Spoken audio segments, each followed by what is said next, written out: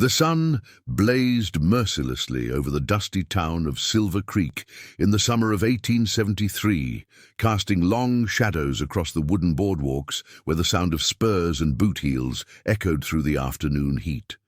In this corner of the Arizona Territory, where the desert met the mountains and fortunes were made in cattle and silver, there lived a man whose reputation preceded him wherever he rode. Thomas Blackwood owned the largest ranch for 100 miles in any direction, a sprawling empire of 15,000 head of cattle and more land than most folks could ride across in a week. At 32 years old, he was considered the most eligible bachelor in 3 counties, with his weathered hands that spoke of honest work, piercing blue eyes that seemed to see straight through to a person's soul, and a fortune that could buy him anything his heart desired.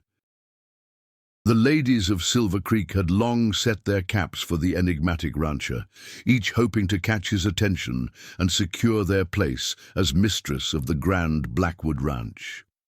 There was Margaret Whitmore, the banker's daughter, with her perfectly pressed dresses and delicate manners, who could recite poetry in 3 languages and play the piano with the grace of a concert hall performer. Then came Elizabeth Hartford, whose family had moved west from Boston, bringing with them the refinement and education that frontier towns often lacked, along with a dowry that would make any man's eyes shine with possibility. Sarah McKinnon, the schoolmarm with her quick wit and gentle ways with children, had captured many a heart in town, though never quite managing to snare the one that mattered most to the gossiping ladies who gathered at the general store each morning. Victoria Ashford arrived from San Francisco with trunks full of the latest fashions and stories of grand balls and theater performances that made the other ladies green with envy. Her auburn hair caught the light like spun copper, and she had the kind of beauty that made men stop in their tracks and tip their hats with newfound respect. Amanda Richardson came from a family of successful merchants, bringing business acumen along with her charming smile and ability to make any man feel like the most important person in the room when she turned her attention his way. Catherine Mills, the preacher's niece, possessed a quiet beauty and devout nature that many believed would appeal to a man of Thomas's standing in the community, especially given his regular attendance at Sunday services and generous donations to the church building fund. Ellen Bradshaw, daughter of the town's only doctor, had spent time back east learning about medicine and literature, making her both beautiful and accomplished in ways that frontier women rarely had the opportunity to become. Finally, there was Rebecca Stone, whose family had struck silver in the nearby hills and whose inheritance would have doubled Thomas's already considerable wealth, creating a dynasty that could have dominated the entire territory for generations to come.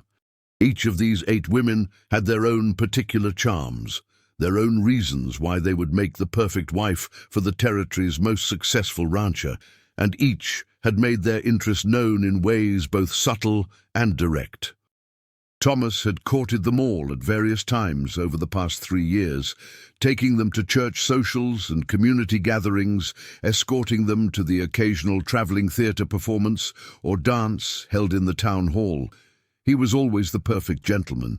bringing flowers picked from his own ranch or small gifts purchased during his quarterly trips to Phoenix for business.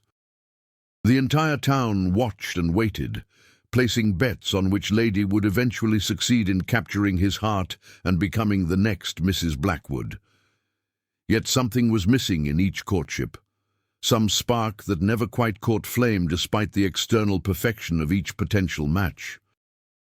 Margaret's refinement felt hollow to him, like a beautiful shell with nothing substantial inside, all manners and proper conversation that never touched on anything real or meaningful. Elizabeth's education impressed him, but her constant comparisons to life back east made him feel as though she saw their frontier existence as something temporary to be endured rather than embraced. Sarah's kindness with children touched his heart, but her timid nature meant their conversations never ventured beyond pleasantries and discussions of the weather or the latest church sermon. Victoria's beauty was undeniable, but her focus on fashion and society made him wonder if she could ever truly understand the harsh realities of ranch life, where a woman needed to be as tough as the land itself. Amanda's business sense appealed to his practical nature, yet their interactions felt more like negotiations than the beginning of a romance, all calculations and careful consideration rather than genuine feeling. Catherine's devotion seemed aimed more at the idea of being a rancher's wife than at him personally, as though she saw marriage as another form of missionary work to be undertaken for the good of her soul. Helen's intelligence and medical knowledge would have made her a valuable partner in the challenges of frontier life, but she had a way of analyzing everything, including their relationship, that made him feel like a specimen under a microscope rather than a man trying to find love. Rebecca's wealth would have solved any financial concerns for generations, but her assumption that their marriage was inevitable and her casual dismissal of anyone she considered beneath her station left him cold and wondering what kind of life they would build together. As the months passed and Thomas continued to court these eligible ladies without proposing to any of them, the town's speculation grew more intense, and the pressure from families and friends became increasingly difficult to ignore. People began to whisper that perhaps the successful rancher was too particular, too proud, or perhaps nursing some secret sorrow that prevented him from settling down. Some suggested that his standards were impossibly high, while others wondered if he might be one of those men who was married to his work and would never find room in his heart for a wife and family. It was during this time of growing speculation and social pressure that Thomas first encountered Emma Sullivan, though he had seen her around town for months without really noticing her beyond a polite nod when their paths crossed. Emma worked as a cook at Murphy's boarding house, rising before dawn each morning to prepare meals for the traveling salesmen, miners, and cowboys who stayed there while conducting business in Silver Creek.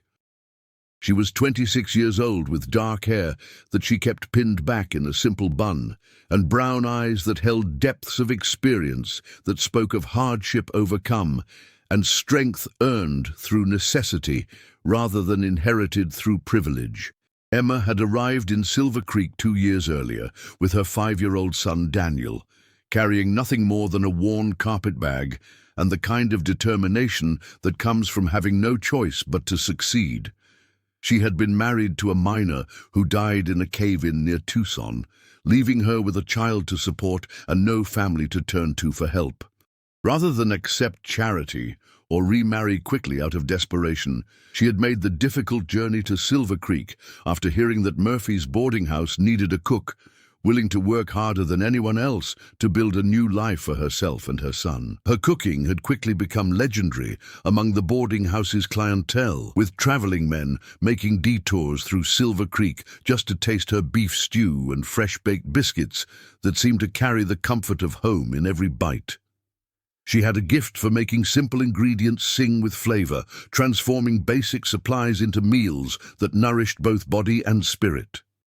More than that, she had a way with people that made even the roughest cowboy feel welcome and cared for, remembering their preferences and asking about their families during the brief conversations that took place over breakfast or dinner. Thomas first truly noticed Emma on a Tuesday morning in late September when he stopped by Murphy's boarding house to meet with a cattle buyer from Denver who was staying there for the week. As he waited in the dining room, Emma emerged from the kitchen carrying a tray laden with plates of eggs, bacon, and those famous biscuits that had men talking from Phoenix to Santa Fe. She moved with quiet efficiency, serving each guest with a warm smile and a kind word, somehow managing to make each person feel as though they were the most important customer she had ever served. What caught Thomas's attention was not just her natural grace or the obvious care she put into her work, but the way she interacted with her son Daniel, who helped her by setting tables and carrying water pitchers with the serious concentration of a child who understands the importance of contributing to his family's survival. The boy had his mother's dark hair and serious eyes, but when Emma ruffled his hair or smiled at him, his entire face lit up with joy that spoke of a deep bond between mother and child. There was something about watching this small family unit work together, supporting each other with quiet love and shared purpose, that stirred something in Thomas that he had never felt during all his carefully orchestrated courtships with the town's eligible ladies. When Emma approached his table to pour coffee, their eyes met for just a moment, and Thomas felt a jolt of recognition that had nothing to do with having seen her around town before. It was as though he was seeing her clearly for the first time, noticing the way her simple brown dress couldn't hide her natural beauty, the way her hands, though work-roughened, moved with delicate precision, and the way her smile seemed genuine rather than calculated to achieve a particular effect. She asked if he needed anything else with the same warm attention she gave every customer, but something in that brief interaction left him thinking about her long after his business meeting had concluded. Over the following weeks, Thomas found himself stopping by Murphy's boarding house with increasing frequency, initially telling himself that he was simply supporting a local business or conducting meetings with the various travelers who stayed there. But if he was honest with himself, he was hoping to catch glimpses of Emma as she went about her work, to hear her gentle voice as she spoke with customers or guided her son through his small responsibilities. He began to notice things about her that the town's other eligible ladies, despite their obvious charms, had never made him observe. Emma had a way of making everyone feel valued, from the wealthiest cattle baron to the poorest drifter looking for work, treating each person with the same respect and dignity that spoke of a character formed by genuine kindness rather than social obligation. She never complained about the long hours or difficult customers, approaching each day's challenges with a quiet determination that impressed him more than all the accomplishments and advantages of his previous romantic interests. When difficult situations arose, such as dealing with drunk customers or managing the complex logistics of feeding 30 people 3 times a day, she handled them with calm competence that suggested a strength built through experience rather than inherited through privilege. Most importantly, Thomas began to see how Emma had created a real home for her son, despite their challenging circumstances, providing not just physical care, but emotional security that allowed young Daniel to thrive despite the loss of his father and the uncertainty of their frontier existence. The boy was polite and hardworking, but also possessed a natural curiosity and joy in small things that suggested his mother had somehow managed to preserve his childhood innocence while teaching him the practical skills he would need to survive in a harsh world. Watching Emma guide her son through his lessons in reading and arithmetic in the boarding house kitchen after the dinner dishes were cleared, her patience and dedication evident in every gentle correction and word of encouragement, Thomas felt a longing for the kind of family life he had never quite been able to envision with any of his previous romantic interests. The turning point came on a cold October evening when Thomas arrived at Murphy's boarding house to find Emma dealing with a crisis that would have overwhelmed many people. A sudden influx of travelers had filled every room, the kitchen stove had broken down at the worst possible moment, and young Daniel had fallen ill with a fever that left him unable to help with his usual duties. Rather than falling apart under the pressure or complaining about her circumstances, Emma had calmly organized a solution that involved cooking over the fireplace, recruiting several customers to help carry dishes, and arranging for Daniel to rest in a quiet corner where she could keep an eye on him while continuing to work. Thomas found himself rolling up his sleeves and joining the impromptu team of volunteers, hauling water and firewood, while Emma worked her magic over the open flame, producing a meal that was every bit as delicious as anything that had ever come from her properly functioning kitchen. As they worked together, he was struck by her calm competence under pressure, her ability to see solutions rather than just problems, and her natural leadership that made everyone want to help rather than feeling obligated to do so. When young Daniel, despite his fever, tried to get up and help his mother, Emma's gentle firmness in making him rest while reassuring him that everything would be fine revealed a maternal strength that moved Thomas more deeply than any display of accomplishment or beauty ever had. After the crisis had passed and the last customer had been fed, Thomas lingered to help Emma clean up while Daniel slept peacefully in his corner, his fever finally broken. As they worked together in the quiet kitchen, washing dishes and banking the fire, Thomas found himself opening up to Emma in ways he had never done with any of the ladies he had formerly courted. He told her about the loneliness of managing such a large operation, the weight of responsibility for his workers and their families, and his growing realization that all his success meant nothing without someone to share it with who truly understood him. Emma listened without judgment, her responses revealing an understanding of hard work and responsibility that came from lived experience rather than theoretical knowledge.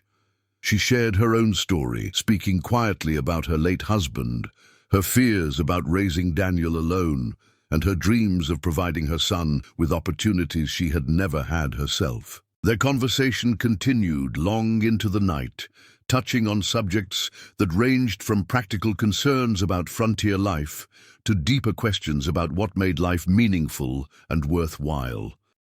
As Thomas finally prepared to leave, Emma walked him to the door, and in that moment, standing close together in the lamplight while her son slept peacefully nearby, he felt a connection that was completely different from anything he had experienced during his formal courtships with the town's eligible ladies. This was not the careful dance of social expectations and calculated compatibility, but something real and immediate that seemed to arise from genuine recognition of each other as complete human beings rather than potential partners in a socially advantageous arrangement. From that night forward, Thomas began courting Emma with a sincerity and intensity that surprised everyone who knew him, including himself. He brought her small gifts that showed he had been paying attention to her real needs and interests, such as books for Daniel's education and spices that she mentioned wanting to try in her cooking. He offered practical help when she needed it,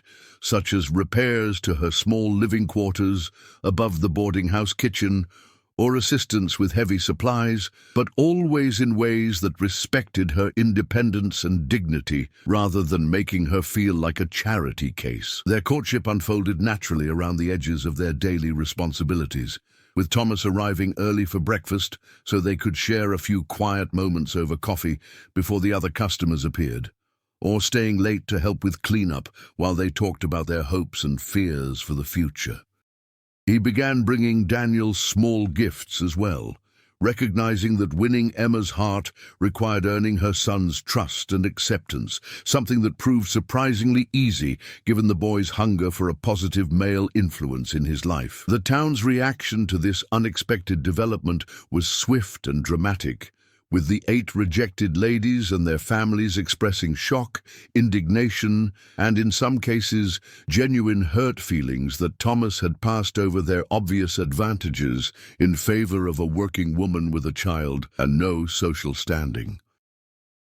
Some people whispered that he had lost his mind or was having some sort of crisis that would eventually pass, while others suggested that Emma had somehow bewitched or trapped him using methods that no decent woman would employ. The gossip and social pressure might have deterred a man who was less certain of his feelings, but Thomas found that his growing love for Emma made him impervious to outside opinions about his choice. He had spent years trying to find the right woman according to other people's criteria and social expectations, only to discover that love, when it finally arrived, had nothing to do with any of those carefully considered factors. Emma possessed qualities that were infinitely more valuable than wealth, social position, or conventional accomplishments, qualities such as genuine kindness, moral courage, practical wisdom, and the ability to create warmth and comfort wherever she was. More than that, She had shown him what it meant to build something meaningful from nothing through sheer determination and hard work, to face adversity with grace and dignity, and to put family and love above personal comfort or social advancement. Her strength came not from privilege or protection, but from having faced real challenges and emerged stronger and more compassionate as a result. She understood the value of everything they might build together, because she had learned through experience how precious security, love, and family truly were. As winter approached and their relationship deepened, Thomas began to envision a future that was completely different from anything he had previously imagined. Rather than the formal social arrangements he had considered with his previous romantic interests, he saw a partnership based on mutual respect, shared values, and genuine affection that would only grow stronger over time. Emma had proven that she could thrive under difficult circumstances, manage complex responsibilities, and maintain her dignity and kindness even when faced with hardship, qualities that would serve them well as they built a life together on the demanding frontier. When Thomas finally proposed to Emma on a snowy December evening, presenting her with his grandmother's ring while Daniel played nearby with a wooden horse Thomas had carved for him, her acceptance came with tears of joy and a sense of rightness that both of them felt deep in their souls. They were married the following spring in a simple ceremony at the town church, with Daniel proudly serving as ring-bearer and Emma radiant in a dress she had sewn herself from fabric Thomas had brought back from one of his business trips to Phoenix. The 8 ladies who had vied for Thomas's attention eventually found other matches, some leaving Silver Creek for larger cities where their particular talents and backgrounds might be more appreciated. Others settling for men who could offer them comfortable, if not spectacular, lives. But Thomas never regretted his choice, finding in Emma a partner who understood both the challenges and the joys of frontier life, who could work beside him during cattle drives and community emergencies, and who filled their ranch house with the warmth and laughter that he had never realized he was missing. Emma proved to be everything Thomas had hoped for and more, bringing her organizational skills and natural hospitality to bear on the social responsibilities that came with being the wife of the area's most successful rancher, while never losing the genuine kindness and practical wisdom that had first captured his attention. Daniel grew up to be a fine young man who considered Thomas his father in every way that mattered, eventually taking over much of the ranch's day-to-day operations and carrying on the Blackwood name with pride and integrity. Their marriage became legendary in its own right, not for the social scandal it had initially caused,